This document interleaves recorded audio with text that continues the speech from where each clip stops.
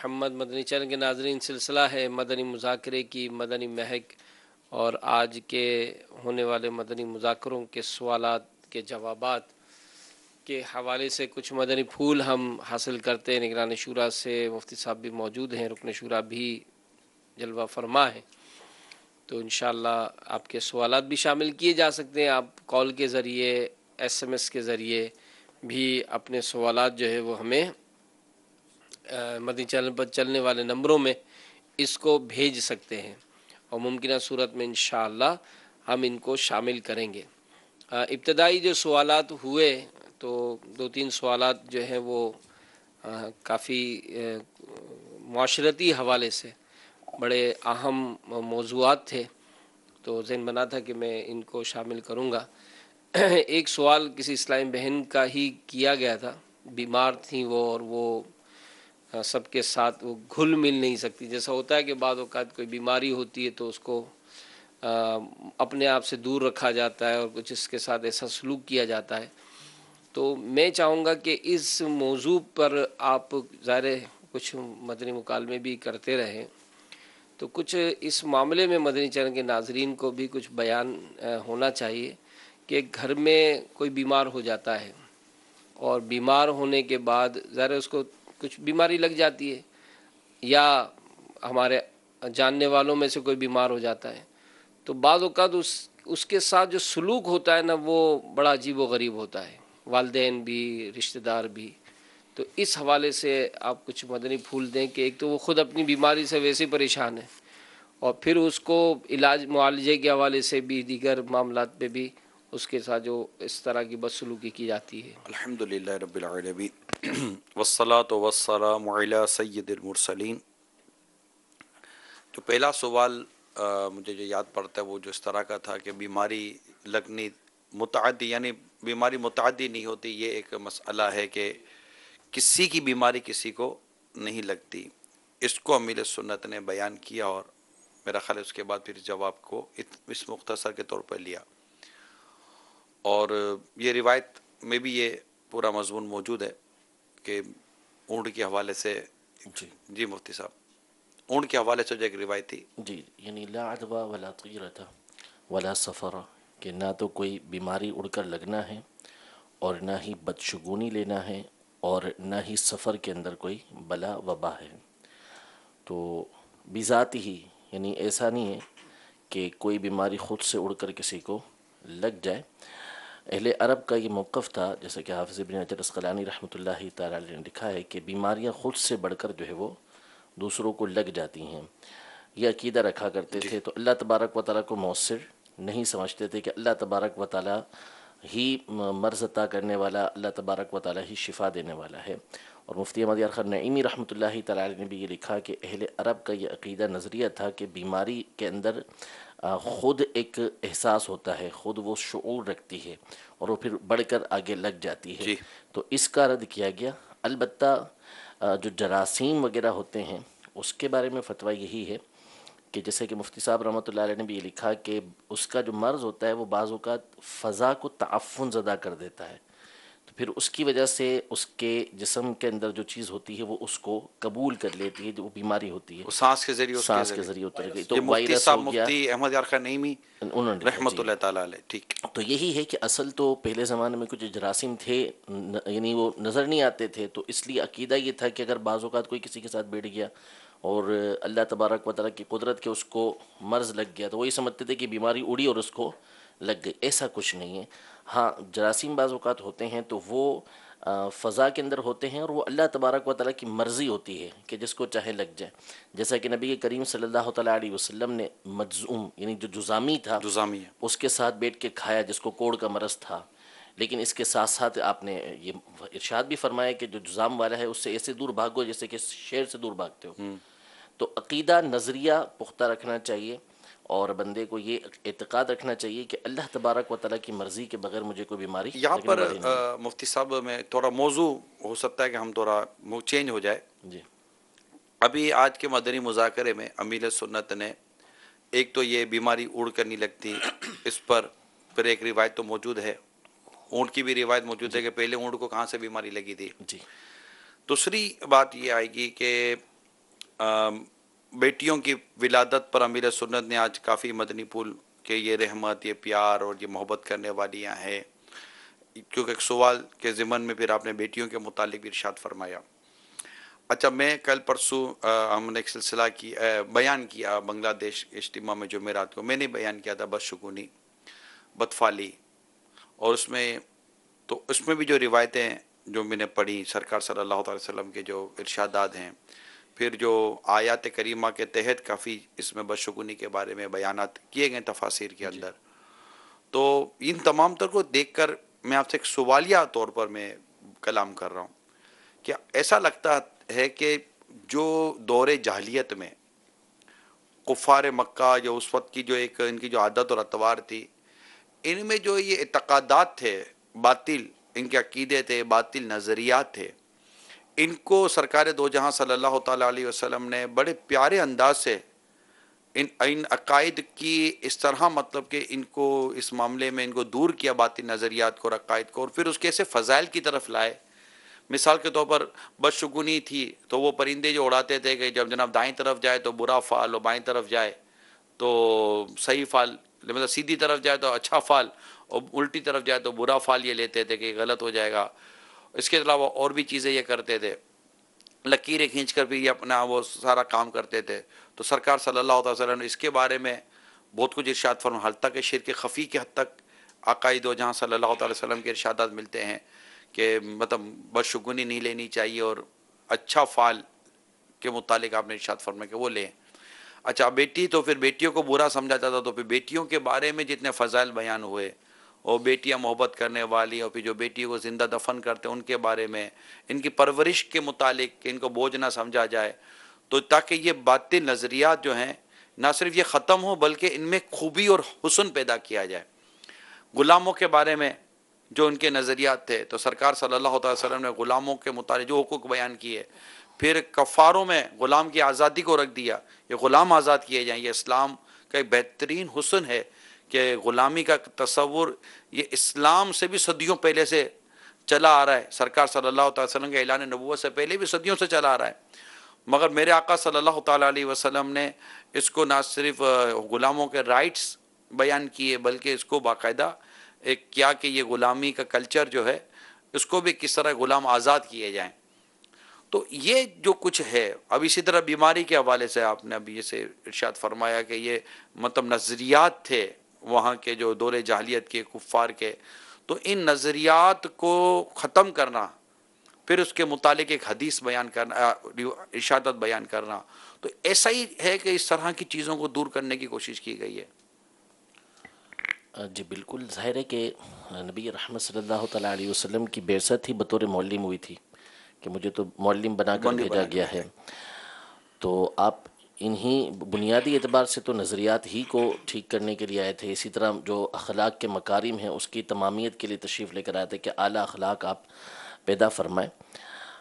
بات تو آپ نے تقریباً سوالی انداز میں پوری ہی فرما دی ہے، مجھے لیکن اصل میں یہ اتنا نا کہ ہے میں ظاہر کہیں بھول ہو جائے تو آپ لیکن ماشاءاللہ یہ بیٹھے ہیں۔ اتنا ہے کہ نبی کریم صلی اللہ تعالیٰ علیہ وآلہ وسلم معلم تو تھے ہی، لیکن ایسے معلم تھے کہ ان کی نظیر کوئی دوسری تھی بھی نہیں، بے شک۔ اتنا پیارا آپ سکھایا کرتے تھے کہ خود صحابہ کرام علیہم الرضوان کا یہ بیان ہے کہ ہم نے حضور علیہ الصلوۃ والسلام سے اچھا سمجھاتے ہوئے کسی کو نہیں دیکھا، اور یہ ایک کمال کی بات ہے کہ جیسے اس طرح کے نظریات بہت سارے، یہ بچیوں کو زندہ درگور کر دینا اور یہ جہالت والے معاملات کے اس طرح بدشگونی لینا، یہ سارے معاملات کرنا، تو اب اس سے ہم اندازہ لگا سکتے ہیں کہ ان کی طبیعتیں کیسی تھیں۔ حضور علیہ الصلوۃ والسلام کی بارگاہ میں ایک اعرابی آئے تو انہوں نے حضور سے طلب کیا کہ مجھے کچھ دیجیے، لیکن مانگنے کا انداز کیا تھا کہ گلے کے اندر جو چادر مبارک تھی اس کو کھینچ لیا جس سے نشان پڑ گئے، اور بڑے سخت انداز میں طلب کیا حضور علیہ الصلوۃ والسلام سے، لیکن حضور علیہ الصلوۃ والسلام نے مسکرا کر ان کو عطا فرمایا، جب میں بدلہ لینا چاہوں لے سکتا ہوں، لیکن اس نے سامنے جواب کیا دیا؟ آپ ایسا نہیں کریں گے۔ جی، جب انہوں نے ایسا کیا تو یہ ہم اس سے طبیعتیں جان سکتے ہیں کہ کیسی طبیعتیں تھیں اس وقت، کیسے نظریات تھے۔ اس ایسی قوم کو سوار دینا یہ نبی کریم صلی اللہ علیہ وسلم کے عظیم معجزوں میں سے ایک معجزہ علماء نے بیان کیا۔ بے شک ایک شخص آ کے مسجد میں پیشاب کر رہا ہے اور آقا صلی اللہ علیہ وسلم کتنے پیارے انداز سے اس کی تفہیم فرما رہے ہیں، اور اس کو سمجھا رہے ہیں. اس طرح عربی جو دیہات سے آتے تھے ان کے گفتگو کے انداز میں، جو ساتھ صحبت میں رہتے تھے ان کے گفتگو کے انداز کے فرق کو سمجھنا. اور میں اس میں مفتی صاحب یہ بھی عرض کروں گا کہ جو نیکی کی دعوت دینا چاہتے ہیں، تبلیغ کرنا چاہتے ہیں اور اصلاح امت کا کوئی کام کرنا چاہتے ہیں، ان کو ان چیزوں کو سمجھنا بہت ضروری ہے کہ کون آیا کہاں سے ہے، اس کی دینی، اخلاقی، مذہبی تربیت کتنی ہے. کہ وہ جب کلام کر رہا ہے آپ سے تو ایک شخص آپ کے ساتھ اٹھتا بیٹھتا ہے، اس کو جو آپ کے متعلق تھوڑا وہ جو علم ہے یا اسلام و دین کے بارے میں جو علم ہے وہ ہر ایک کو ہو، یہ ضروری نہیں ہوتا. تو ہر ایک کو بات کرنے کی گنجائش تھی. سرکار صلی اللہ تعالیٰ علیہ وسلم کی بارگاہ میں وہ بات کی جاتی تھی. اچھا، اسی کو اگر میں مفتی صاحب کنٹینیو کروں تو اب جیسے اب مسجد سے لوگ کن چیزوں سے ایسا ہے کہ مسجد سے لوگ دور بھاگیں؟ یعنی مسجد میں تو لوگوں کو لانا ہے نا. یہ ایک سوال ہی میں کر رہا ہوں آپ سے، ٹھیک ہے؟ مسجد میں تو لوگوں کو لانا ہے. میں سمجھ رہا ہوں کہ جو میں کلام آپ سے عرض کروں گا اس میں شاید اسلام کی کوئی خوبی، اسلام کو کوئی حسن بیان کیا جائے. یہ میری اس وقت نیت ہے، سوچ ہے. اب مسجد میں لوگوں کو آنا ہے. اب وہ کون سی شے ہیں جن سے مسجد میں لوگ آنے سے رکیں گے؟ بو. اب خواہ وہ منہ کے ذریعے ہو یا ری کے ذریعے ہو. اچھا، شور، اس طرح کی چیزیں ہوں کہ لوگ بد اخلاقی، بد اخلاقی یعنی لوگ یکسوئی کے ساتھ اللہ کی عبادت نہیں کر سکیں گے اور لوگ باہر نکل جائیں گے، یار یہاں نہیں آ رہا. تو اللہ کے پیارے حبیب صلی اللہ تعالیٰ علیہ وآلہ وسلم نے ان چیزوں کو کس طرح کہ اس طرح داخلہ منع ہے تو یہ ہو جائے تو نماز ٹوٹ جائے گی، یوں ہو جائے گا، تو آدمی پہلے سے پریپیئر ہو جاتا ہے کہ نہیں یار مسجد ہے، ان چیزوں سے رہنا ہے، دور رہنا ہے. اور مسجد پھر خوشبودار رکھنے کے حوالے سے اور اپنے محلوں کی مسجدوں کو آباد کرنے کے حوالے سے، تاکہ مساجد آباد ہوں اور جن سے طبیعتیں گھن کرتی ہیں ان چیزوں سے مسجد کو بالکل روکا جائے. ٹھیک ہے. اسی طرح لوگ دھول مٹی سے ڈیفینیٹ ایک ڈسٹ کو نہیں اتنا وہ لیتے، ہمارے زمانے میں. لیکن راہ خدا عز و جل میں اگر گرد آپ کو لگتی ہے جی، تو اس گرد سے بھی پیار ہو جائے کہ جو گرد تم کو چھو رہی ہے اس کو جہنم کی آگ سے وہ حصے کو آزاد کرنے کی خوشخبری سنائی جاتی ہے. انسان جب راہ خدا میں جب سفر کرتا ہے تو بیماری، بخار اور ان تمام تر چیزوں کے حوالے سے وہ تھوڑا سا وہ کوفت ہو جاتی ہے کہ یار یہ بیمار ہو گئی ہو. لیکن راہ خدا عز و جل میں اگر کوئی بیمار ہوتا ہے، بخار ہوتا ہے، تو اس کے اپنے فضائل بیان کیے گئے تاکہ لوگ ان چیزوں سے گھین کھانے کے بجائے ان سے محبت کرے کہ سفر میں چیزیں ہو جاتی ہیں. اب وہ سفر تو نہیں نہ چھوڑا جائے گا راہ خدا، کیونکہ انسان مسلمان کو تو نیکی کی دعوت عام کرنی ہے، تبلیغ دین اس کا کام ہے، اس کا اہم ذمہ داری ہے.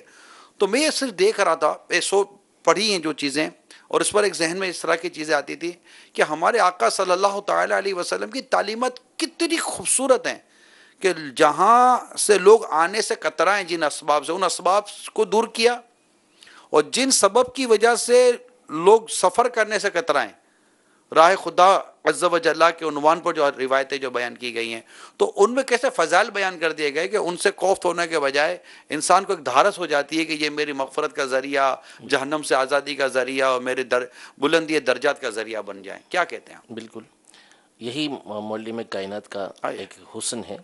اور وہی میں نے عرض کیا کہ آپ علیہ الصلوۃ والسلام ہر چیز کو ایسے انداز میں سمجھاتے تھے کہ دوسرا کوئی سمجھا نہیں سکتا تھا. نفسیات آپ سمجھتے تھے. اب جیسے یہ عربی کا دیہاتی کا جو مسجد کے اندر پیشاب کر دینا ہے، اس میں کتنی حکمت علماء نے بیان کی ہیں کہ وہ آگ کے مسجد کے کونے میں پیشاب کرنے لگ گئے تھے. اب اگر اسی وقت ان کو ٹوک دیا جاتا، جیسے صحابہ کرام علیہ رضوان آگے بڑے بھی تھے لیکن حضور علیہ السلام نے روک دیا کہ رک جاؤ. اب اگر اس کو صحابہ کرام علیہ رضوان روک دیتے تو کتنی بڑے نقصانات کا سامنا ہوتا ہے. اس کو شارحین نے بیان کیا کہ حضور علیہ السلام نے کتنی دور کی بات دیکھ لی کہ وہ چونکہ نیا نیا دور تھا، بالکل ابتدائی اسلام تھا، اور وہ تھے بھی بیچارے دیہات سے آئے تھے، معلومات بھی نہیں تھی اسلام کی. تو اب اگر وہ روک کے بھاگتے تو ممکن تھا کہ ساری مسجد کو خراب کر دیتے. دوسرا یہ کہ اگر پیشاب رک جاتا تو طرح طرح کی بیماریاں ان کو لگ جاتی. تو یہ نبی کریم صلی اللہ تعالیٰ علیہ وسلم، یعنی ایک تو ذہن ثاقب مضبوط ذہن تھا اور بالکل توجہ رہتی تھی، نفسیات سمجھتے تھے، حالات کو سمجھ کے بالکل آپ लोगों की तरबियत किया करते थे, उनको सिखाया करते थे। मुदब्बिर आज़म लिखा है, मुदब्बिर आज़म और अक्ल कुल अल्हम्दुलिल्लाह। और रहमतुल लिल आलमीन। और फिर जो मसाइल इससे जो निकलते थे कि भाई ये हो तो कैसा हो, ये हो तो कैसा हो। जैसे एक अरबी हाजिर होकर वो मेरे वो ऊँटों को अपने वो माल से लाद दो और यूं करके, बड़ा मतलब उसका एक अजीब जारियाना कह सकते कि अंदाज था। और जब सरकार सल्लल्लाहु अलैहि वसल्लम ने उसे माल अता फरमा दिया तो उसने जो दुआ दी, उस पर दुआ में उसने आका सल्लल्लाहु अलैहि वसल्लम और अपने आप मतलब यूं कोई वो कर दिया ना, तो उसमें बड़े सहाबा कराम को बड़ी अजीब लगा कि ये कैसी दुआ कर रहा है। तो आका दो जहां सल्लल्लाहु ताला अलैहि वसल्लम ने क्या किया, उसको अलग ले गए, अलग ले गए और अलग ले जाकर सरकार सल्लल्लाहु अलैहि वसल्लम ने इसे और अता किया। फिर फरमाया कि क्या मैंने तेरे साथ कोई भलाई की? तो फिर उसने अर्ज की कि जी जो आपने मेरे साथ भलाई की और अल्लाह ताला इसको आपको यूं अजर दे और ये अजर दे, और यूं करके उसे दुआएं दी। अब सरकार सल्लल्लाहु अलैहि वसल्लम ने क्या खूब बात इरशाद फरमाई कि जो बात अब आपने मेरे सामने कही है ना, वो बात अब चल के मेरे साहबा के सामने भी कर दो, ताकि उनके दिल भी आपके हवाले से जो है ना वो उम्दा हो जाए। कैसी खूबसूरत हिकमत और ये एक अंदाज मुबारक था। यही मदनी मुज़ाकरे को मैं कंटिन्यू कर रहा हूँ, क्योंकि आज के मदनी मुज़ाकरे को मैंने इस तरह काफ़ी देखने समझने की कोशिश की है कि सरकार सल्लल्लाहु अलैहि वसल्लम के अदा के बच्चों को अपने साथ बिठा लेते थे, शफकत मोहब्बत। जो एक मदनी मुन्ने का एक एनिमेटेड सवाल आया मदनी मुन्नियों के हवाले से, फिर इसी में ही यही मदनी मुन्नियों का सवाल था, बेटियों के बारे में था। और सरकार सल्लल्लाहु अलैहि वसल्लम ये बच्चों को अपने साथ सवार कर लेते थे, बल्कि अगर अपने साथ दीगर साहबा होते तो इन्हें भी फरमा देते कि इन्हें तुम ले लो, इन्हें तुम ले लो, ये मुझे दे दो। तो ये अंदाज जो मैंने पढ़ा है, इसके साथ साथ आका दो जहां सल्लल्लाहु अलैहि वसल्लम की गोद में एक बच्चा है और वो बच्चा गोद में पेशाब कर देता है। अब कोई आगे बढ़ता है, अब देखे सरकार सल्लल्लाहु अलैहि वसल्लम की सीरत, आए हाय रुक जाओ, जो होना था वो हो गया। अब उसके अलग मसाइल, फिर उसके अलग अहकाम, फिर उसको कैसे करना है कि बच्चा था बच्चा हो गया, उससे जो करना था वो कर दिया। तो ये जो आकाई मदीना सल्लल्लाहु ताला अलैहि वसल्लम का जो खूबसूरत अंदाज जो आज हमने मदनी मुज़ाकरे में भी देखा समझा, फिर हमने मज़ीद इसकी ही समझे कि क्योंकि ये मदनी मुज़ाकरे की मदनी महक सिलसिला है तो हम कोशिश करते हैं कि इसको मज़ीद इसकी कुछ गहराई में जाएँ। अल्लाह हमारे मुफ्ती साहब को सलामत रखे। तो ये उनकी मौजूदगी में बात करने की मुझे समझो मेरे पास भी गुंजाइश आ जाती है कि चलो आगे बढ़ते चले जाओ, कहीं कुछ हो जाएगा तो ब्रेक लग जाएगा। तो नबी रहमत सल्लल्लाहु ताला अलैहि वसल्लम की मुबारक सीरत, इनकी प्यारी अदाओं को सीखने समझने का बेहतरीन मौका आपको मदनी मुज़ाकरे में मिलता है। और एक अंदाज समझाना, आसानी, नबी पाक सल्लल्लाहु ताला अलैहि वसल्लम आसानी फरमाया करते थे। अब जैसे आपने भी इरशाद फरमाया ना मुफ्ती साहब के साहबा कराम अलैहिम रिदवान का जिस तरह का आपने कौल बयान किया कि सरकार सल्लल्लाहु ताला अलैहि वसल्लम से बेहतर हमने कोई समझाने वाला सिखाने वाला नहीं देखा। वो कहाँ से देखेंगे?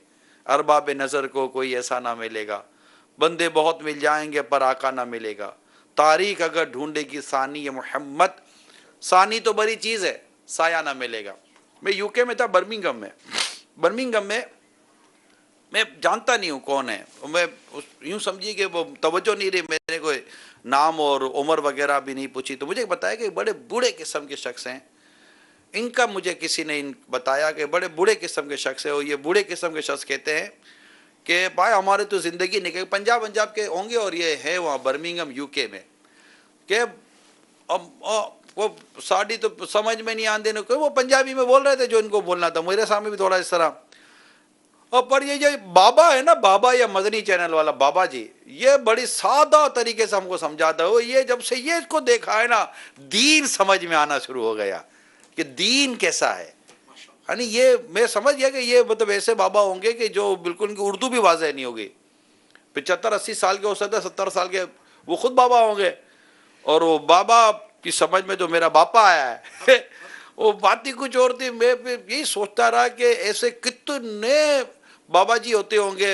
ये बाबा जी आमिलों नहीं है, मैं बड़ी उम्र वाले बुजुर्ग जो इस्लाम भाई होते हैं, ये होते होंगे हमारे मदनी चैनल बैठते होंगे। मुझे आप यकीन माने मुफ्ती साहब, एक किसी ने पूछा, मैं क्या इशारा करूं, जैसे हाजी अब्दुल हबीब की वालिदा का जो इंतकाल हुआ था ना, तो एक बड़ी कसरत कैसा चल रहा है, रुकन शूरा।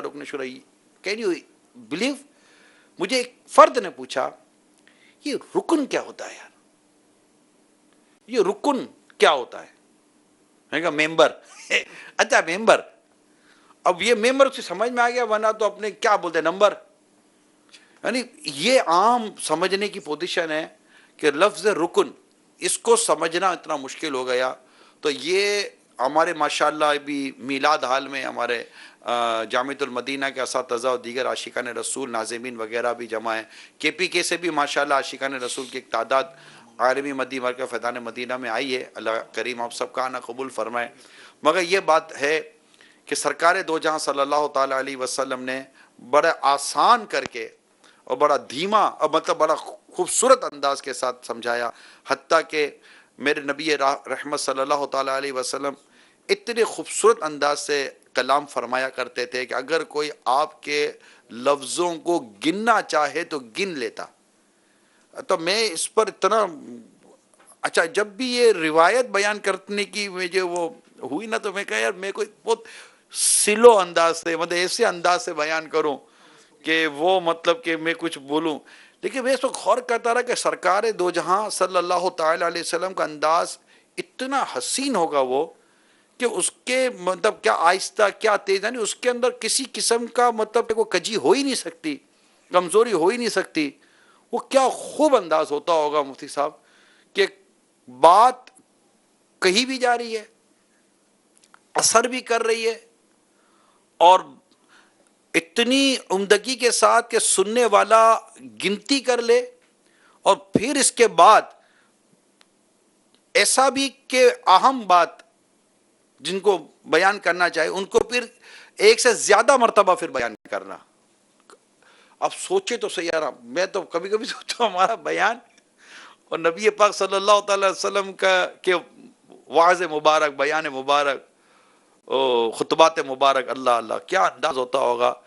اور اس پر بھی میں تو آپ کی وہ اس طرف آیت کریمہ کی طرف چاہوں گا کہ وہ ہے نا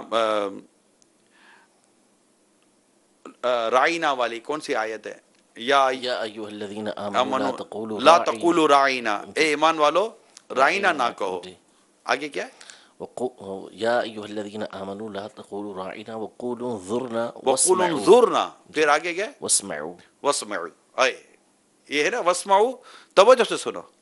یعنی اے ایمان والو رائنا نہ کہو، کیونکہ اس کے دو معنات تھے، دو معنات تھے. ایک معنی درست نہ تھا تو اس سے مسلمانوں کو روک دیا گیا نا کہ بھئی تم ہی نہ کہو. معنی درست تھا لیکن وہ یہود زبان بگاڑ کر اس طرح بولتے تھے کہ جس سے معنی خراب ہو جاتے تھے ماشاءاللہ. تو پھر مسلمانوں کو منع کر دیا کہ تم یہ نہ کہو بلکہ یہ کہو انظرنا، آقا ہم پر نظر فرمائیں، آقا ہم پر نظر فرمائیں. اور پھر کتنی خوبصورت بات اللہ تعالیٰ نے ارشاد فرمائی. یہ شان حبیب کریم ہے مفتی صاحب. یہ ہے نا واسمعوا، کیا ہے؟ پہلے سے ہی سنو، پہلے سے سنو. مطلب یہ کہنے کی ہے کہ نظر فرمائے. تو اتنا خوبصورت و دھیما اور پیارا انداز ہے. تو یہ تربیت کی جا رہی ہے صحابہ کرام علیہم رضوان کی کہ جس محفل میں ہو، جس مجلس میں ہو، اس کے آداب کتنے خوبصورت طریقے سے اللہ تعالیٰ بیان فرما رہا ہے. مطلب مزے کو مزہ آ جائے. واہ کیا شان ہے پیارے حبیب کریم صلی اللہ تعالیٰ علیہ وسلم کی. تو یہ اب سمجھے کہ ایک سوال کے جواب میں ہی ہم یہاں سے یہاں تک پہنچے، اور ماشاءاللہ کافی ذکر حبیب کریم صلی اللہ تعالیٰ علیہ وآلہ وسلم ہوا. اور یہ ہے فیضان مدنی مذاکرے کا کہ الحمدللہ مکہ مدینے کی گلیوں میں بھی گھومتے ہیں تو آقا کے ذکر مبارک میں بھی جھومتے ہیں. الحمدللہ صلو علی الحبیب صلی اللہ تعالی علی محمد. ماشاءاللہ میلاد حال میں ہمارے عاشقان رسول جمع ہونا شروع ہیں. آتے رہیے، بیٹھتے رہیے اور سنتے رہیے، پاتے رہیے، مدینہ مدینہ کرتے رہیے. کالز لیتے ہیں. محمد ریحان اطاری، باب المدینہ کراچی سے میں بات کر رہا ہوں. حضرت میرا یہ سوال ہے، کل میرے گھر پہ 11ویں شریف ہے، ہمارے پاس ایک بکرا ہے. وہ مقصد بکرے کا نام مجھے لینا نہیں آ رہا، وہ بکری بھی ہے بکرا بھی ہے، مکس ہے یعنی. تو اس کی نیاز ہو جائے گی یا نہیں؟ کل مجھے اپنے گھر پہ نیاز دلوانی ہے، کل مجھے بکرا کاٹنا ہے. میں بہت پریشان ہوں. آپ مجھے، میں مدنی چینل بھی دیکھ رہا ہوں، اس کا جواب میرے کو عطا. مفتی صاحب کل نیاز کروا دے بس. اصل میں یہ خنثی کہلاتا ہے، اور امام اہل سنت نے لکھا ہے کہ اس کا گوشت پکتا نہیں ہے. اور قربانی تو بہرحال اس کی نہیں ہوتی، قربانی تو جائز نہیں، یعنی جو بقر عید میں اگر کوئی کرتا ہے تو خنثی جانور کی قربانی نہیں ہوتی. بہرحال اگر اس کو ذبح کریں گے تو ذبح تو ہو ہی جائے گا یہ، لیکن مشورہ یہی ہے کہ اس کو چینج کرتے ہیں. ٹھیک ہے جی، کال چلائیے. میرا مفتی صاحب کی بارگاہ میں سوال یہ ہے کہ اللہ تعالیٰ کو اوپر والا کہنا اور ہر جگہ کہنا یہ کفر ہے. اور سوال یہ ہے کہ اگر ہم سے کوئی بچہ پوچھتا ہے کہ اللہ تعالیٰ کہاں ہے تو ہم اس سے کیا بتائیں کہ اللہ تعالیٰ کہاں ہے؟ جی مفتی صاحب. ہر جگہ کہنا یہ تو واقعی کفر ہے. اوپر والا بھی اس معنی میں کہنا کہ نعوذ باللہ اللہ تبارک و تعالیٰ اوپر رہتا ہے تو یہ کفر ہے. اور اگر کوئی اس سے بلند و بالا کا معنی لیتا ہے تو کفر تو نہیں، لیکن پھر بھی اس کو کہنے کی شرعاً اجازت نہیں ہے کہ اس طرح کہا جائے، کہ ہر کوئی اس طرح نہیں سمجھتا.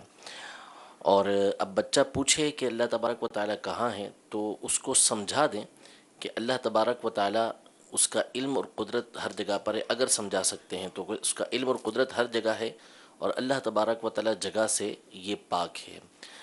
یہ تو بچے کے لیے. باقی بڑوں کا معاملہ یہ ہے کہ ہمیں حدیث پاک میں یہ حکم ارشاد فرمائے کہ لا تتفکروا فی اللہ. اللہ تبارک و تعالیٰ کی ذات کے اندر ہمیں غور و فکر کرنے کی اجازت نہیں کہ اللہ کی ذات کے اندر غور و فکر نہ کرو. تتفکروا فی خلق اللہ. اللہ کی جو مخلوق ہے، اس کی جو کائنات ہے، اس میں غور و فکر کرو. کہ اللہ کی ذات میں اگر غور و فکر کرو گے تو تم ہلاک ہو جاؤ گے. تو بچوں کو یوں سمجھایا جا سکتا ہے کہ اللہ تبارک و تعالیٰ کا علم اور اس کی قدرت، اس کی طاقت یہ ہر جگہ پر موجود ہے. جسم سے، جگہ سے اللہ تبارک و تعالیٰ پاک ہے. یہ اس طرح اگر ہم بچے کو یہ بھی کہہ کہ بیٹا اللہ تعالیٰ ہے مگر ہم اللہ تعالیٰ کو دیکھ نہیں سکتے، دنیا میں دیکھ نہیں دنیا میں دیکھ نہیں سکتے، تو اب وہ کب دیکھیں گے؟ تو انشاءاللہ بیٹا جنت میں جائیں گے تو اپنے رب کا دیدار کریں گے انشاءاللہ. اور ہمارا ایمان یہ ایمان ہے کہ بیٹا کہ ہم اللہ کو بغیر دیکھے ایمان لائیں گے. تو یوں کر کے کچھ اس طرح کے کلمات سے انشاءاللہ امید ہے کہ کچھ تشفی ہو جائے گی. جی کال دیں. قرآن شورا کی بارگاہ میں عرض ہے کہ صبح صادق سے لے کر طلوع آفتاب تک جو اللہ عز و جل روزی تقسیم فرماتا ہے، تو میرا عرض یہ ہے کہ کیا وہ روزی جو ہم کھاتے ہیں وہ، یا جو ہم کماتے ہیں، یعنی جو ہمارا روزگار کا ذریعہ ہوتا ہے؟ برائے مہربانی اس کا جواب ارشاد فرمائیے. رزق. جی اصل میں یہ تو اب اللہ تبارک و تعالیٰ ہی جانتا ہے. اس کے بتائے سے اس کے حبیب صلی اللہ علیہ وسلم جانتے ہیں کہ وہ کیا کیفیت ہوتی ہے. ممکن ہے کہ اس کا معنی برکت ہو، کہ ایسے موقع پہ بندے کے رزق کے اندر برکت ہوتی ہے. اس لیے کہ بعض روایتوں کے اندر موجود ہے کہ اس وقت کا سونا جو ہے وہ فقر لے کر آتا ہے، تنگی لے کر آتا ہے. تو واللہ عالم کے شارحین حدیث نے اس کی کیا شرح کی ہے یہ اللہ تبارک و تعالیٰ بہتر جانتا ہے اور اس کے حبیب صلی اللہ علیہ وسلم بہتر جانتا ہے. جی حاجی امین. حاجی امین آپ نے ایک بات ابھی مجھ سے پوچھی بھی تھی شروع میں کہ وہ مریضوں کے ساتھ پھر کیا تھا. مریضوں کے ساتھ ڈیفینیٹ گھر میں بچہ ہو یا بڑا ہو یا بوڑھا ہو، مریضوں کے ساتھ حسن سلوک، نرمی اور ایسا انداز اختیار کرنا چاہیے کہ اس کو لگے کہ مجھے کو پوچھ رہا ہے جی اور مجھ سے لوگ بیزار نہیں ہیں، مجھ سے لوگ تنگ نہیں ہیں، ورنہ ویسے پھر اس کی بیماری شاید بڑھ سکتی ہے. سب یہ ہوتا یہی ہے کہ جب کبھی کوئی ایسے مرض میں مبتلا ہو جائے نا تو بسا ہوگا تو بالکل اپنے آپ کو ویسے ہی مایوسی تو ہوتی ہے، لیکن یہ تنہائی بھی اس کو پھر اور دھکیل دیتی ہے. اچھا ایک بڑا اہم سوال ہوا تھا طالب علم کے حوالے سے. درس نظامی جو پڑھتے ہیں تو ان کا ایک معاشرے میں جو موجودہ کیفیت امیر علیہ سنت نے اپنے جذبات کا اظہار کیا تھا. تو چونکہ مدنی چینل دیکھنے والوں کی بہت بڑی تعداد الحمدللہ اس وقت بھی موجود ہوتی ہے، میں نے اس موضوع پر اپنا ہی ذہن بنایا تھا کہ آپ سے وہ باتیں لی جائیں کہ اگر کوئی درس نظامی کر رہا ہو یا جس نے عالم ہے وہ، تو ایک غیر عالم ان کا ان کے ساتھ کیا انداز یا کیا بیہیو ہونا چاہیے، کیسا سلوک ہونا چاہیے. کیونکہ اس بات کو تو ہم سب ایکسیپٹ کرتے ہی ہیں. مدنی چینل کے ذریعے جب علم حاصل ہوا، دعوت اسلامی کے مدنی ماحول سے وابستہ ہوئے تو ایک دین سے لگاؤ ہوا، قریب آئے. تو اب چونکہ ایک مسلمان ہونے کی حیثیت سے ہمیں جذبہ ہے کہ بھائی دین پھیلنا چاہیے، دین کا علم حاصل کرنا چاہیے.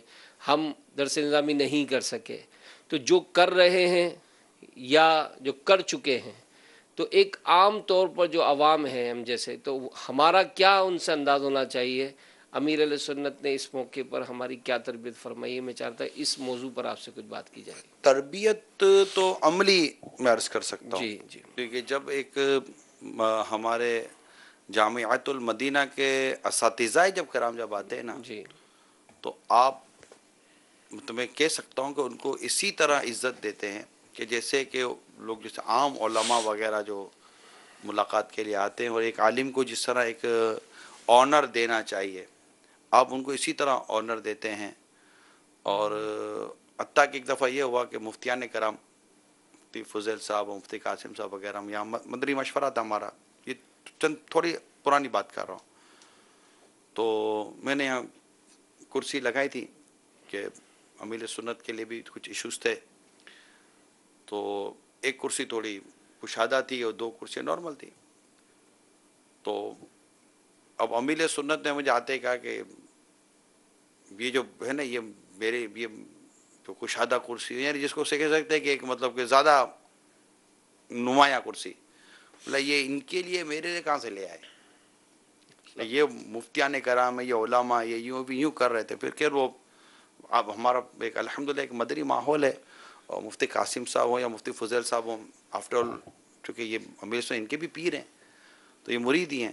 مگر یہاں پر یہ دیکھ رہا تھا میں کہ ایک پیر، یعنی میں مرید ہوں اور میں غیر عالم ہوں، ٹھیک ہے، میں اپنا کہہ رہا ہوں، آپ کو عمران کا کہہ رہا ہوں. میں اس وقت کھڑا ہوں، میں پیر کو دیکھ رہا ہوں کہ مجھے علماء کے بارے میں کیا سمجھا رہے ہیں، ماشاءاللہ. اور میں علماء کو دیکھ رہا ہوں کہ یہ اپنے پیر کے بارے میں میری کیا تربیت کر رہے ہیں. واہ واہ. یہ میرے لیے ایک مطلب یوں سمجھیے کہ یہ جو کچھ میں نے کہا نا، یہ سمجھے کہ 30 سیکنڈ 1 منٹ کے اندر کیا سارا اسٹوری ہے، مگر اس کے اندر مجھے اللہ کی رحمت سے بہت کچھ سیکھنے کو ملا کہ میرے پیر صاحب نے مجھے سکھایا کہ عمران، یہ علماء، یہ مفتیان کرام، ان کا یہ منصب، یہ مرتبہ ہے، اور یہ مسندیں، یہ سب ان کے لیے مطلب کہ خاص مجھے سمجھا رہے تھے نا. پھر ان کی آپس میں جو ایک کلام ہو رہا تھا نا، نہیں تو کہہ رہے نہیں آپ یوں تو نہیں حضور آپ یوں تو، وہ جو میں تو سیدھی بات ہے، ابھی ایسے موقع پر آدمی نعت بولے نا، اسی میں عافیت ہے. میں بس دیکھ رہا تھا کہ سیکھنے کو مل رہا تھا.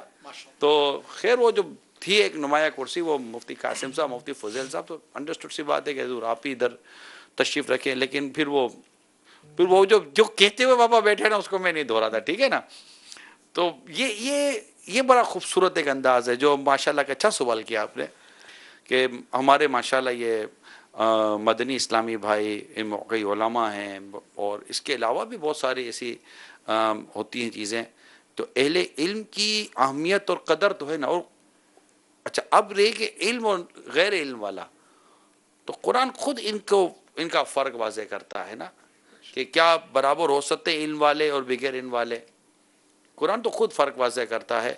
تو یہ قرآن میں فرق واضح ہے، حدیثوں میں فرق واضح ہے. علماء کی شان، ان کی پہچان، ان کی آن بان شان، ان کا مقام، جب خود آقا دو جہاں صلی اللہ تعالیٰ علیہ وسلم خود بیان فرما رہے ہیں کہ علماء پھر یہ وارث انبیاء ہیں، یہ سارا بیان ہو رہا ہے، پھر یہ کیا کچھ ان کے لیے بیان نہیں ہوا. میں اصل میں نے آپ کے ساتھ کچھ ایسے اجتماعات میں شرکت کی علاقوں میں، تو ایک وقت تھا جب آپ کے ساتھ کچھ مسلسل بیانات میں جانا آنا ہوا، تو علاقے والوں کو آپ کچھ مخصوص جملے کہا کرتے تھے، وہ مجھے یاد نہیں آ رہے، لیکن وہ آپ کا انداز یاد ہے. وہ طلباء کرام موجود ہیں آپ کے علاقے میں، یعنی آپ کے علاقے میں جامع المدینہ ہے اور آپ کے علاقے میں دین کا علم حاصل کیا جا رہا ہے، تو اس کی برکت سے ہی اہل محلہ پہ کتنی رحمتوں کا نزول ہو رہا ہے. منظور کالونی میں بھی ہم گئے تھے، آپ کو یاد ہوگا، ہمارا غوث العظم جامع المدینہ، غوث العظم یہاں جامع المدینہ، عثمان غنی، فیض مدینہ، یعنی میرا خیال ہے کئی جامع المدینہ میں، جامعۃ المدینہ ابن مسعود ہمارا یہ جو تھا، اور یہاں اور پھر نیول ہم گئے تھے. تو ایسے کئی جامعۃ المدینہ میں حاضریاں ہوتی تھی. تو وہاں پر یہ عرض کرنے کا سعادت نصیب ہوتی تھی کہ مطلب یہ 8 سال کے لیے آپ کے پاس آئیں. ایک تو محلے میں اسلام پہ رہ رہے ہیں، اور وہ تو بعض اوقات 1 سال لیتے ہیں، 1.5 سال لیتے ہیں، کبھی چلے بھی جاتے ہیں. مگر یہ طلبہ کرام تو 8 سال کے لیے آپ کے علاقے کے اندر ہیں، اور یہ واقعی دین سیکھنے کے لیے آئے ہیں. اور مطلب ان کو دیکھ کر تو حضرت عبداللہ بن مسعود رضی اللہ تعالیٰ عنہ یا کوئی صحابی ہیں، ان کو دیکھ کر دعا کیا، ان سے دعائیں کروایا کرتے تھے کہ تم ہمارے لیے دعا کیا کرو طلبہ کرام سے. اور اس طرح کی ایک صحابی کے میں نے پڑھا ہے وہ ان کی اس کو. تو وہ یہ چیزیں ہوتی تھی. یہ بڑی شانوں والے ہیں نا، یہ قرآن و حدیث سیکھ رہے ہیں، ان کے فضائل بیان کیے گئے ہیں. تو یہ ہیں آپ کے علاقے میں، تو ان سے برکتوں بھی نازل ایک حسن ظن ہے ہمارا کہ یہ جب قرآن و حدیث پڑھیں گے تو ان کی برکتیں بھی ہوں گی، پھر ان سے مدنی کام لینا وغیرہ یہ ساری چیزیں ہوا کرتی تھی. تو یہ تو مجھے برابر یاد ہے. جی آپ نے تو طلبہ کرام کی بات چلی مفتی صاحب، مجھے ایک طالب علم کا فون آیا تھا اسلام آباد سے، وہ ایس ایم ایس آیا تھا، ان کو نمبر مل گیا تھا. اچھا میرا سفر تھا اسلام آباد کا، تو میں اسلام آباد پہنچا تو اب اس کے بعد اور ہم آپ صبح نے کہیں اور جانا تھا؟ کہیں اور جانا تھا، تو وہ آپ پھر آرام اور پھر حاجی نہیں، شاہد. آپ نے حاجی شاہد صاحب کو مجھے یاد ہے اچھی طرح، تو میسج تو آ گیا تھا آپ کے پاس جب آپ پہنچے تھے وہاں پر، تو بجائے اس شہر کی طرف جانے کے آپ نے کہا اسلام ہمیں آباد حاجی جامع شاہد کر المدینہ۔ دیا اسلام آباد کی جامعۃ المدینہ میں چلتے ہیں. یہ صبح کا ہی وقت تھا، تو میں صبح جامعۃ المدینہ پہنچ گیا اسلام آباد. ہمارے G11 میں ہمارا یہ مدنی مرکز فیضان مدینہ بھی اس کے ساتھ ہی جامعۃ المدینہ. اب اس کی کیا سچویشن ہے، مطلب وہ بہت میں پرانی بات عرض کر رہا ہوں. تو میں وہاں گیا تو وہ درجے میں پہنچ گیا. میں کہا یہ طالب علم کون ہے؟ وہ طالب علم آ گیا، میں ہوں. میں نے اس کو الگ سے لیا، میں نے کہا بیٹا کیا تکلیف ہے، کیا پرابلم ہے؟ تو انہوں نے کوئی مجھے بات کی کہ یہ ہے. پھر میں ان کے ساتھ گھومتا رہا، چلتا رہا. تو مجھے یاد ہے کہ پھر اس کے بعد بیٹھا، مجلس کے ساتھ بیٹھا. یہ وہ ایک نارمل سی چیز تھی، لیکن ایک مجھے یہ محسوس ہوا مفتی صاحب کہ جب ایک طالب علم تک پہنچ کر جب میں نے اسے بات کی نا، تو اس طالب علم کی خوشی اور میری قلبی راحت، میں کہوں کہ میں فرط شفقت اگر میں کہوں، اس سے میں رو رہا تھا. مجھے اتنا مطلب کہ اس طالب علم پر شفقت ہو رہی تھی. اور اس کا جو ایک معاملہ تھا اور طلبہ کے ساتھ بیٹھے، پھر پہنچ ہی گئے تھے. تو یہ بہت قیمتی اور ایک مطلب اثاثہ ہیں، امت کا اثاثہ ہے نا. اگر دعوت اسلامی 30-40 ہزار علماء کی پروڈکشن کر رہی ہے اسلامی بھائی اسلامی بہنوں کی، تو یہ امت کا اثاثہ ہیں، امت کا اثاثہ ہے. ان کی قدر تو ہر مسلمان کو کرنی چاہیے نا، کہ یہ فارغ ہوں گے تو یہ آپ کے اور میرے ہی علاقوں اور محلوں میں اور مساجدوں میں آ کر ہماری اولادوں کو اور ہماری نسلوں کو علم دین سکھائیں گے نا. بے شک ہے نا. دعوت اسلامی جو اب نیپال میں الگ ہے، تو UK میں الگ ہے، تو بنگلہ دیش میں الگ ہے، ہند میں الگ ہے، ساؤتھ افریقہ میں الگ ہے، UK جو میں نے کہا وہاں الگ ہے، تو پاکستان میں جامعۃ المدینہ الگ ہیں. تو اس کے علاوہ ابھی انشاءاللہ تعالی امید ہے، میں امید کرتا ہوں کہ انشاءاللہ ان دنوں میں یا اس سال میں اللہ نے چاہا تو کولمبو یا اس کے آس پاس میں انشاءاللہ تعالی جامعۃ المدینہ کھل جائے گا انشاءاللہ تعالی. ہمارے گئے تھے جنید مدنی بھی، تو وہ ساری مشاورتیں ہوئی تھی، وہ ساری ترکیب بنی تھی. تو یہ چیزیں ہیں. تو اب بات چلی ہے، تو چونکہ ہمارے ماشاءاللہ اساتذہ کرام بھی ہیں، ہمیں جامعۃ المدینہ بنانے، ہمیں مساجد بنانی ہے. مساجد کے لیے امام چاہیے، امام اہل علم ہوگا، امام اہل ہوگا، امام قرآن کا حافظ ہوگا، امام عالم ہوگا، امام مبلغ ہوگا. امام کے اندر دین کی خدمت کا ایک جذبہ اور ایک کوڑن ہوگی. پھر ایک مسجد کے اندر جب اس امام بطور امامت کے طور پر اپنی ذمہ داری نبھائیں گے. اب آپ سوچئے کہ وہ علاقہ اور وہ ٹکڑا جہاں یہ مسجد قائم ہے، اس کے اطراف میں رہنے والے عاشقان رسول کو اس امام کا جو فیضان نصیب ہوگا، اس سے دعوت اسلامی کا جو مدنی کام بڑھے گا، اس کا آپ تصور کر سکتے ہیں. تو امامت کورس یہ بھی ضروری ہے، اور حافظ ہونا سونے پر سہاگا، پھر عالم ہونا تو اس کی تو بات ہی کچھ اور ہے ماشاءاللہ. کہ اور پھر ساتھ ساتھ مبلغ بھی ہو، اور یہ کوڑن ہو، یہ ساری چیزیں ہوں، اہلیت ہو، اور پھر مسجد ہو، تو بہت مزے کو مزہ آ جائے نا. پھر کول بھی لینا پھر ہم لوگ نہیں. سبحان اللہ. میرا سوال یہ ہے کہ جس سے ہم قرضہ مانگتے ہیں، وہ مطلب ہمارے سامنے ہی عمرے پہ جاتے ہیں، اور 11 میں بھی کرتے ہیں، 12 بھی کرتے ہیں، اور بہت سے لوگ ایسے بھی ہوتے ہیں کہ 11-12 تو کرتے ہیں لیکن اپنے نوکروں کا وغیرہ کا یا اپنے ماتحتوں کا خیال نہیں رکھتے، اور بولتے کہ نہیں ہے پیسہ بھی یار، یہ دھندا نہیں ہے، کاروبار نہیں ہے، بزنس نہیں ہے. وہی 12ویں اور 11ویں میں لاکھوں روپیہ خرچ کرتے ہیں. ان دونوں کے بارے میں آج عمران صاحب سے مجھے جواب چاہیے. السلام علیکم ورحمۃ اللہ وبرکاتہ. مفتی صاحب سے پہلے ابتدائی مدنی پھول لیتے ہیں، پھر میں عرض کرتا ہوں انشاءاللہ. آپ فرمائیں. اصل میں اس پہ آپ پہلے گفتگو فرما چکے ہو، ماشاءاللہ مجھ سے اچھا فرمائیں گے. اس پہ ارشاد فرمائیں. دیکھیے، یہ دونوں چیزوں کو اگر آپ ایک تو ہے قرضہ کہ ایک شخص کا آپ نے قرض ادا کرنا ہے، تو اس کے لیے ڈیفینیٹلی کہ اس کی امپورٹنس تو ہے.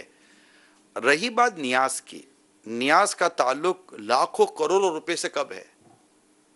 نیاز تو آپ مطلب کہ بھنے ہوئے چنے پر بھی نیاز کر سکتے ہیں نا.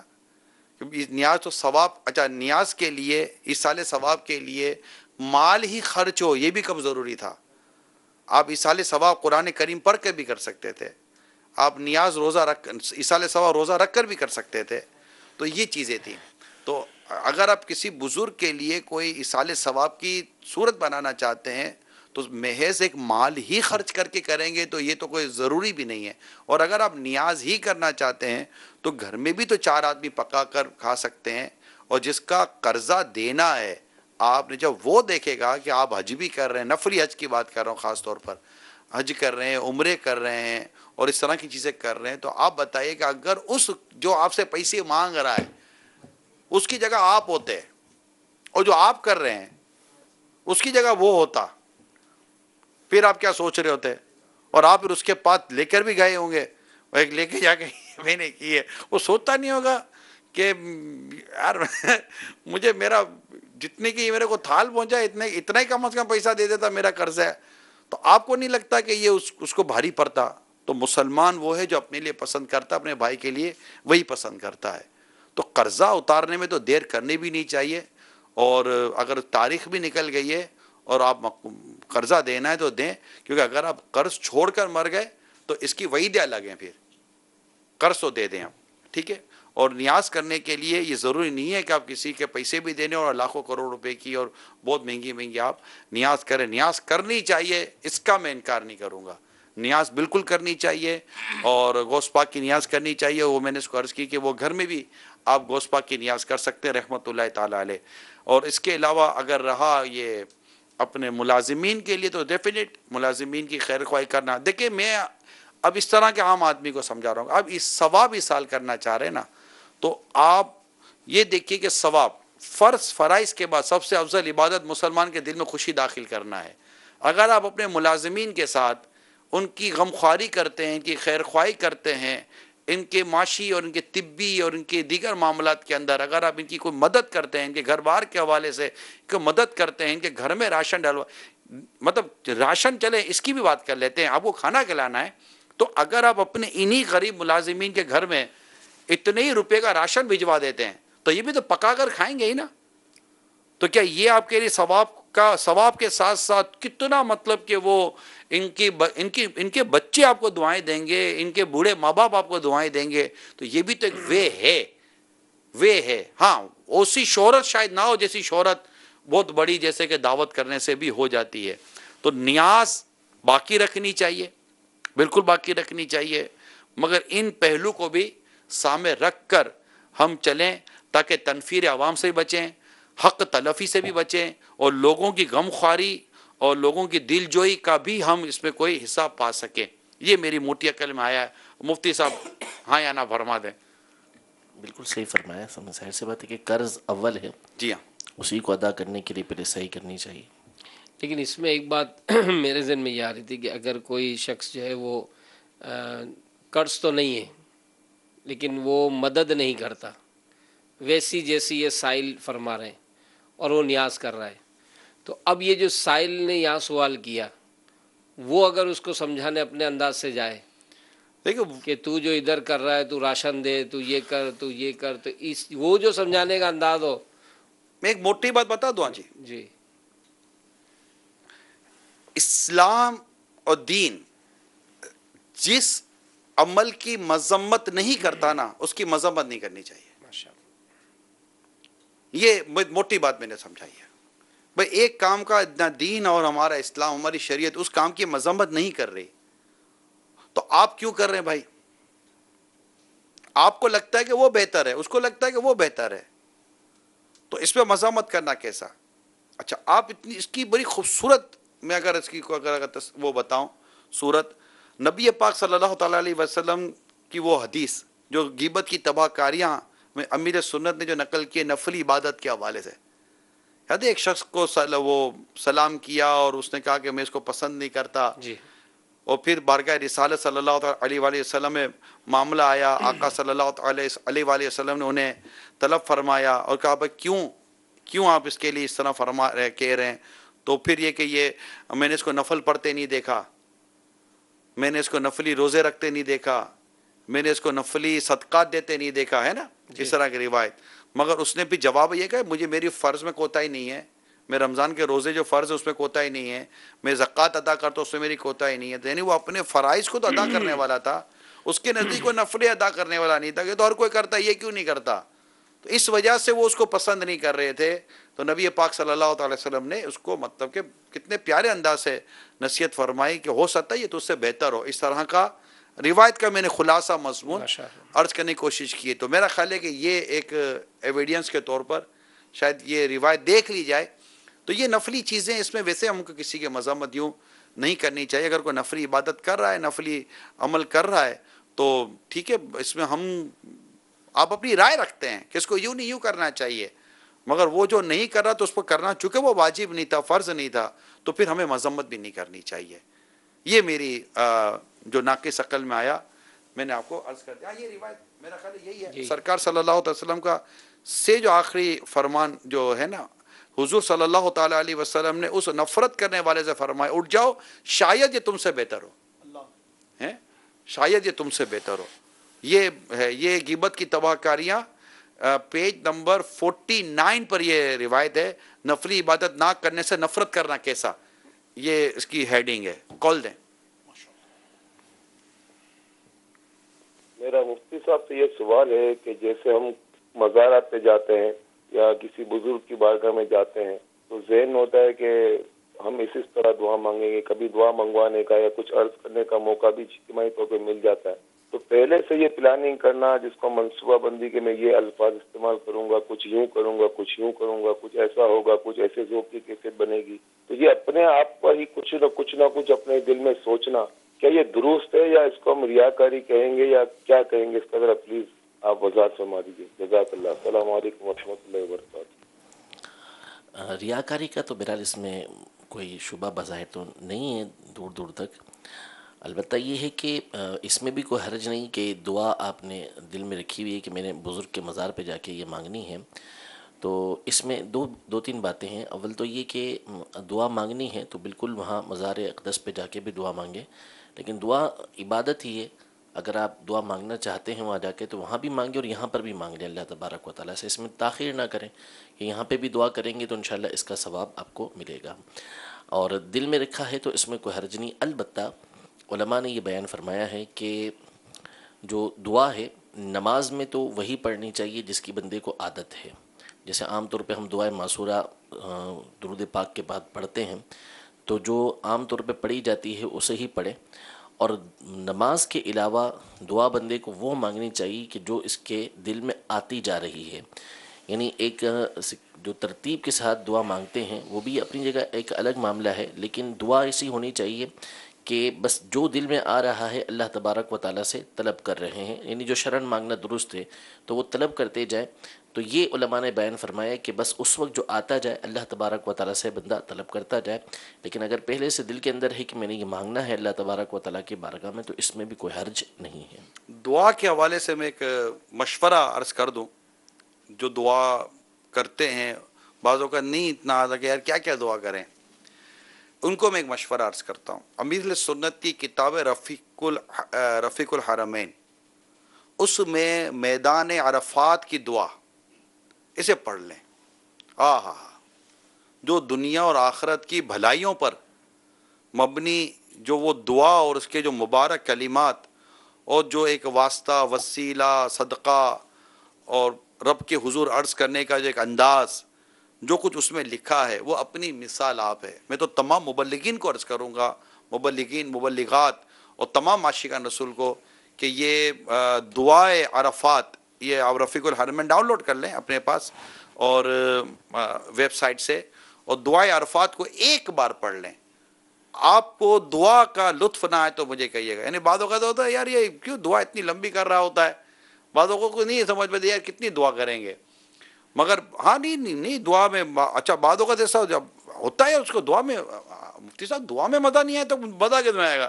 ارے میں اپنے اس رب کی بارگاہ میں عرض کر رہا ہوں جو قادر مطلق ہے، اس کی عطا کو روک نہیں، جو میرے حالات کو جانتا ہے، میرے لیے کیا بہتر ہے وہ جانتا ہے، اور نیکوکاروں کا اجر ضائع نہیں فرماتا، کریم ہے، رحیم ہے، اپنے محبوب سے فرماتا ہے وَأَمَّا السَّائِلَ فَلَا تَنْهَرْ، اور سائل کو مت جھڑک۔ تو اعلیٰ حضرت نے لکھا نا، پھر آپ اپنے دربار سے سائل کو کیسے واپس بھیجے گا، ہے نا، یہ جو اپنے محبوب کو ارشاد فرما رہا ہے۔ اور پھر فرماتا ادعونی استجیب لکم، مجھ سے مانگو میں دعا قبول کرتا ہوں۔ پھر وہ آیت کریمہ یاد نہیں ہے وَإِذَا سَأَلَكَ وَإِذَا سَأَلَكَ عِبَادِي عَنِّي فَإِنِّي قَرِيبٌ فَإِنِّي قَرِيبٌ انی قریب، جب تم سے میرے بندے میرے متعلق پوچھیں تو ان سے کہہ دو کہ میں ان کے قریب ہوں۔ کیسے؟ اجیب دعوت الداعی اذا دعان، جب بھی مجھ سے کوئی دعا مانگنے والا دعا مانگتا ہے تو میں اس کی دعا کو قبول کرتا ہوں۔ تو پھر آگے کیا ہے؟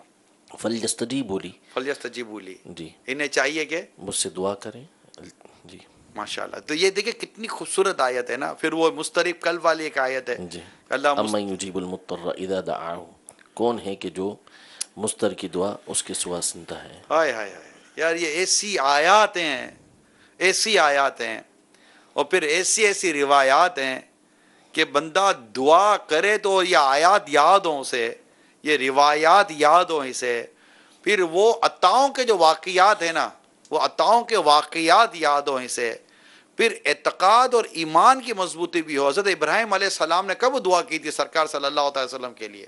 کعبہ مشرفہ کی تعمیر کے وقت۔ اور یہ ولادت کب ہوئی؟ کتنے برسوں کے بعد؟ 4000 سال تقریباً۔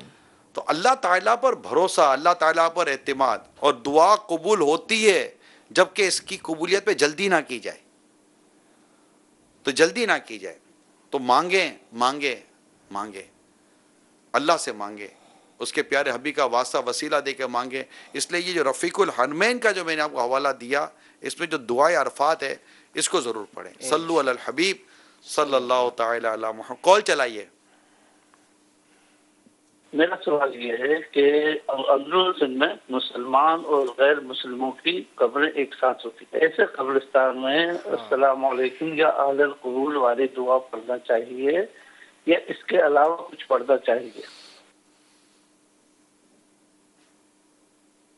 ویسے نارملی جو ہے نا، جو میں گیا ہوں اوورسیز میں، بیرون ملک میرا جانا ہوا ہے، اور غیر مسلم ممالک میں جانا ہوا ہے جہاں ریاستیں مملکتیں غیر مسلموں کی ہیں، وہاں پر جو میں نے دیکھا مسلمانوں کے قبرستان الگ ہیں اور غیر مسلموں کے قبرستان الگ ہیں۔ ہونا بھی چاہیے۔ ہاں، یہ تو خود میں نے دیکھا، میں خود قبرستان گیا ہوں بعض مرحومین کی دعا اور فاتحہ وغیرہ کے لیے، میں خود گیا ہوں۔ خود میرے امیر علیہ سنت کی جو کئی رشتہ دار ہیں جو کولمبو میں تدفین ہے ان کی، تو الگ ہے قبرستان۔ ساؤتھ افریقہ گیا ہوں، وہاں بھی الگ ہے قبرستان، باقاعدہ مجھے بتاتے ہیں کہ یہ مسلمانوں کا قبرستان ہے، تو میں سلام بھی کرتا ہوں۔ تو یہ ہے۔ ممکن ہے کہ کہیں ایسا ہو کہ کوئی حصہ مقرر کیا ہوا ہو مسلمانوں کے لیے الگ سے قبرستان کا۔ اچھا، سائل نے اندرون سندھ بولا ہے، یہ کہہ رہے ہیں جی، پورشن وائز ہوتا ہوگا، تو جہاں مسلمانوں کا حصہ ہے وہیں پر جائے اور وہیں سلام عرض کرے جا کے۔ یعنی یہ جواب ہے کہ مسلمانوں کو ہی سلام عرض کیا جائے گا۔ جی ٹھیک ہے۔ آج امین ایک بڑا خوبصورت موضوع تھا، وہ نواسے نواسیوں کا، پوتے اور پوتیوں کا، اور وہ جو کہا کہ اب بڑے اگر اس طرح سے لپٹیں گے تو کیسے برداشت ہوگا۔ تو اب یہ بھی ایک نعمت ہے، نصیب والوں کو ملتی ہے، لیکن یہ کہ اس طرح کی طبیعت ہونا کہ بچے آئیں تو لپٹنے دینا، اور یہ نیچر ہے امیر سنت کا۔ یار میں آپ کو بتاؤں، امیر سنت کی طبیعت مبارکہ میں دیکھتا ہوں نا، تو اور بھی کئی جگہوں پر آنا جانا رہا ہے، مگر ان کو ایک عجیب سی الفت ہے اور عجیب سی بچوں میں رغبت ہے۔ یعنی بچے شور مچا رہے ہیں، بچے یہ کر رہے ہیں، بچے یوں پھینک رہے ہیں، بچے یہ کر رہے ہیں، تو وہ مطلب ان کو وہ نہیں ہے، وہ لطف اندوز ہو رہے ہوتے ہیں۔ اچھا بعضوں کا تو غصہ آ رہا تھا نا بعضوں کو، مگر یہاں مطلب کہ اس کا کوئی عمل دخل نہیں ہے۔ اچھا یہی سیم چیز ہے نا جی امین، میں نے ہمارے بڑے شہزادے ہیں نا حاجی عبید رضا، جب میں ان کے ساتھ گاڑی میں جاؤں تو اچھا میں اپنی ایک ماضی کی عادتیں بیان کر رہا ہوں کہ مجھے یہ جو بچے گاڑی میں اس کو چھیڑے نا اس کو چھیڑے نا تو باپ رے باپ نہ تھا، مطلب اپنے کو تو عجیب و غریب طبیعت ہو جائے. اچھا میں یہ اپنے کئی دفعہ ہمارے بڑے شہزادے کے ساتھ بھی جانا ہوا تو اب ان کی گاڑی میں بھی بچے، اب یہ گاڑی چلا رہے ہیں نا اور گاڑی چلا رہے ہیں اچھا یہ بچے یہ بھی کر رہے بچے وہ بھی کر رہے، میں ان کو دیکھ رہا ہوں یہ بولی کچھ نہیں رہے. اچھا نتیجہ یہ نکلا کہ میں کہہ سکتا ہوں کہ شاید 92% یہ عادت مجھ میں آ گئی ہے کہ یہ دیکھ کے یعنی یار یہ مطلب کہ یہ ایسا بندہ بن سکتا ہے. میں کیا دیکھ رہا ہوں، لیکن ہے بھی تو فائدہ نا، آئیے آدمی بول کے ناک کٹتی ہو مانتا تو ہے نہیں مانتا تو ہے نہیں. تو اس سے یہ اچھا ہے نا کہ خاموش رہے تو وہ تو عزت تو رہ جائے اس کی. گھر میں بھی اس طرح کی اے چیزیں نہیں کرو اے نہیں کرو تو کیا مان جاتا ہے وہ؟ نہ کہاں مانتا ہے یہ، تو پھر آدمی ناک کیوں کٹوائے اپنی؟ تو پھر نہ منع نہ کرے. منع یوں تو نہ کریں جس سے مطلب کہ میں کہوں گا تو مان جائے گا. اچھا بچے کی کوالٹی ہوتی ہے جی امین، یعنی یہ نا یہ مانگ رہا ہے آپ سے یہ، اچھا اس کے ہاتھ میں، اب آپ اس ہاتھ میں یہ چھینو گے نا تو نہیں دے گا. اب اچھا باتوں کا دیکھا یہ کہ بچہ ضد کر رہا ہے نا، سامنے والا اس سے بڑا ضدی ہے نا، وہ حالانکہ وہ بڑا ہے دیکھتے ہو کہ نہیں، اب وہ اس کو سمجھ بھی نہیں آ رہا کہ بول کیا رہا ہے، اس کی بول ہی نہیں سمجھ رہا وہ، لیکن یہ بھی اتنا زور سے کھینچ رہا ہے نا، وہ رو رہا ہے. تو اب وہ روئے گا. بچے کی ایک طبیعت ہوتی ہے آلٹرنیٹ، یعنی اگر آپ کو یہ چاہیے نا، مثال دے رہا ہوں، یہ دینا نہیں چاہیے نہ یہ بھی دینا نہیں چاہیے، ایک مثال دے رہا ہوں میں آپ کو، تو آپ اس کے ہاتھ یہ لے کے اس کے ہاتھ میں یہ دے دیں گے نا تو وہ اس میں تھوڑا سا یوں دیکھنا شروع کر دے گا نا، پھر یہ ادھر بھول بھی جائے گا بعض اوقات. تو یہ چیزیں ہوتی ہیں کہ بچے کو کوئی آلٹرنیٹ دے دیں، مدنی منع کو کوئی آلٹرنیٹ دے دیں جس سے اس کی نقصان نہ ہو نا. اب میں نے اس کا جیسے کہا نا یہ نہ دیں، کیونکہ یہ کھیلتے کھیلتے آنکھ میں مار دے گا اور اپنے کو بھی نقصان پہنچا سکتا ہے. یا پھر ایسی چیز نہ دیں جس کے بارے میں آپ کو پتہ ہے کہ یہ چیز ضائع کر دے گا، کیونکہ جان بوجھ کر وہ چیز آپ اوپر رہے گا، اپنی چیز کیوں ضائع کروا رہے. بچہ پھینکے گا ٹوٹ جائے گی، اس کے ہاتھ میں آپ کبھی کانچ کی پلیٹ تھوڑی دیں گے آپ، تو یا اس کے ہاتھ میں 100 کی نوٹ بھی نہیں دیں گے. اگر پتہ ہے کہ یوں کر کے منہ میں ڈالے گا، بعد نکالو گے تو کونے 2 جیسے ٹوٹے ہوں گے، 4 کونے نیچے سے ٹوٹے ہوئے ہوں گے، جاؤ گے تو کوئی اس کا دودھ بھی نہیں دے گا نا.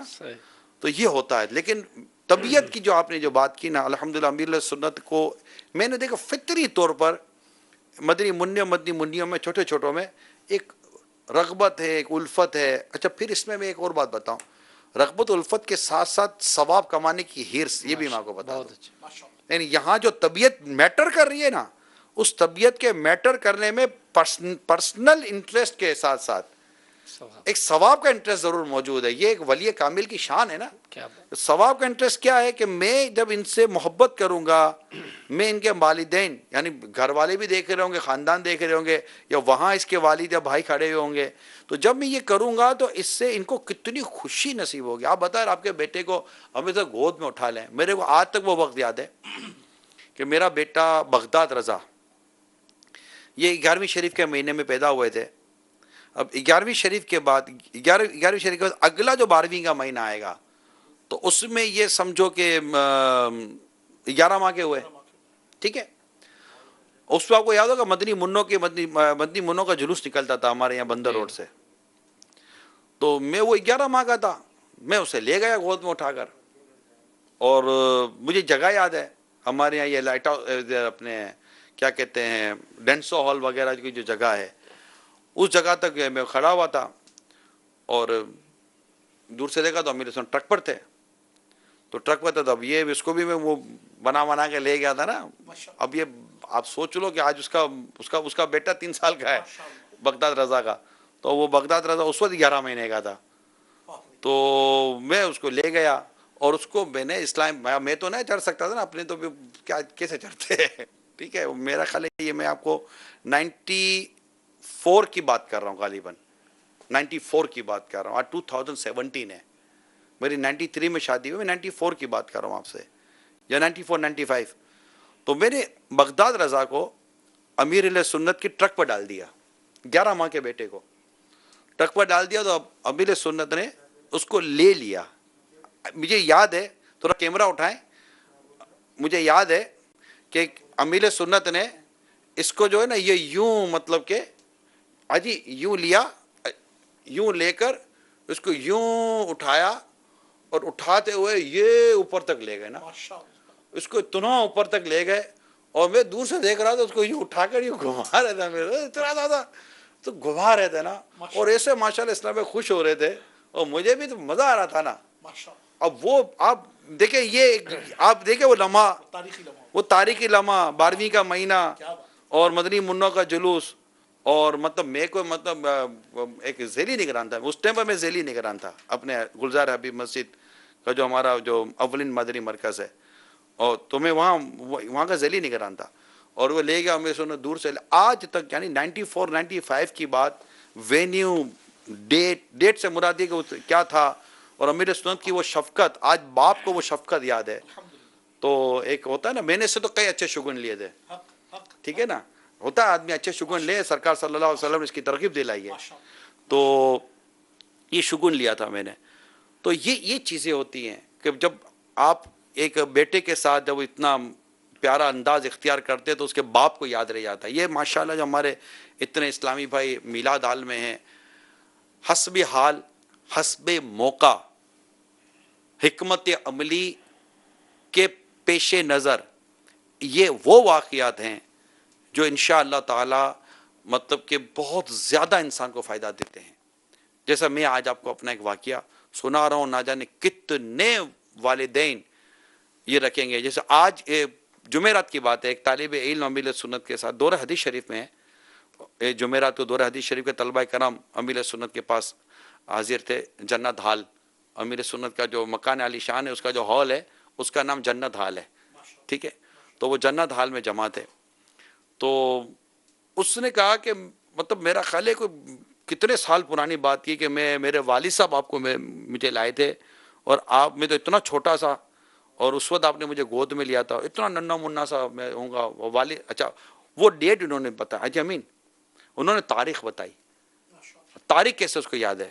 اس نے کہا کہ آپ نے میرے والد صاحب کو 1 روپے کی نوٹ تحفے میں دی تھی۔ آپ نوٹ، وہ اس وقت سے نوٹ بانٹتے ہیں پاپا تو 1 روپے کی نوٹ آپ نے مجھے میرے والد صاحب کو دی، تو میرے والد صاحب نے آپ کے تحفے لے کر اس پر تاریخ لکھ لی تھی کس تاریخ کو ملا ہے، تو مجھے اس وقت سے وہ یاد ہے۔